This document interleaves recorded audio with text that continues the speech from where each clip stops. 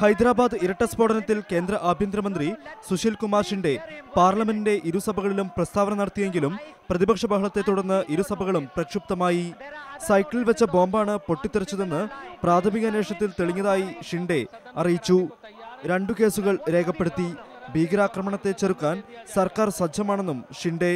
The government is committed to combat such cowardly terror attack and it shall make all possible efforts to apprehend the perpetrators and masterminds behind the blast and ensure that they are punished as per the law. സംസ്ഥാനങ്ങൾക്ക് വിവരം കൈമാറിയാൽ കേന്ദ്രത്തിന്റെ ചുമതല കഴിഞ്ഞോ എന്നും ഭീകരാക്രമണം ചെറുക്കാൻ എന്തുകൊണ്ട് നടപടിയെടുത്തില്ലെന്നും ലോക്സഭാ പ്രതിപക്ഷ നേതാവ് സുഷമ സ്വരാജ്. लेकिन मैं पूछना चाहती हूं कि क्या केंद्र सरकार की जिम्मेदारी महज राज्य सरकार को जानकारी देना है या उसे रोकने में मदद करना भी है?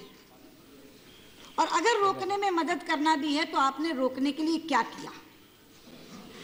महज ये कहकर के हमने जानकारी दे दी थी, आपका कर्तव्य पूरा हो गया और आपने राज्य सरकार के भरोसे छोड़ दिया. സ്ഫോടനം സംബന്ധിച്ച് ചർച്ചയ്ക്ക് തയ്യാറാണെന്ന് പാർലമെന്ററി കാര്യമന്ത്രി കമൽനാഥ്. സ്ഫോടനം നടന്ന സ്ഥലങ്ങൾ ആഭ്യന്തരമന്ത്രി സുശീൽ കുമാർ ഷിൻഡെ സന്ദർശിച്ചു. ദേശീയ അന്വേഷണ ഏജൻസി തെളിവെടുപ്പ് ആരംഭിച്ചിട്ടുണ്ട്. സംസ്ഥാന സർക്കാർ രൂപീകരിച്ച പ്രത്യേക അന്വേഷണ സംഘങ്ങളും അന്വേഷണം നടത്തുന്നു. സ്ഫോടന സ്ഥലത്തെ CCTV ദൃശ്യങ്ങൾ ലഭിക്കാത്തത് അന്വേഷണത്തെ ബാധിക്കുന്നുണ്ട്. 4 ദിവസം മുമ്പ് CCTV ക്യാമറയുടെ കേബിളുകൾ വിച്ഛേദിക്കപ്പെട്ടതായി കണ്ടെത്തി. സ്ഫോടനത്തിൽ പങ്കുണ്ടെന്ന് സംശയിക്കുന്നവരുടെ രേഖാചിത്രങ്ങളും അന്വേഷണ സംഘം തയ്യാറാക്കി വരുന്നു.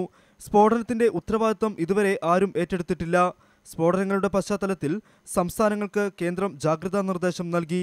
വൻ നഗരങ്ങളിൽ സുരക്ഷ ശക്തമാക്കിയിട്ടുണ്ട്. ഒട്ടേറെ രഹസ്യാന്വേഷണ വിഭാഗങ്ങൾ ഇന്ത്യക്കുണ്ടെങ്കിലും ആവർത്തിക്കുന്ന ഭീകരാക്രമണങ്ങൾ തടയാനാകുന്നില്ല. രഹസ്യാന്വേഷണ വിഭാഗങ്ങൾ കൈമാറുന്ന വിവരങ്ങൾ പലപ്പോഴും അർഹിക്കുന്ന ഗൗരവത്തോടെ പോലീസ് പരിഗണിക്കാത്തത് ഇത്തരം സംഭവങ്ങൾക്കിടയാക്കുന്നു.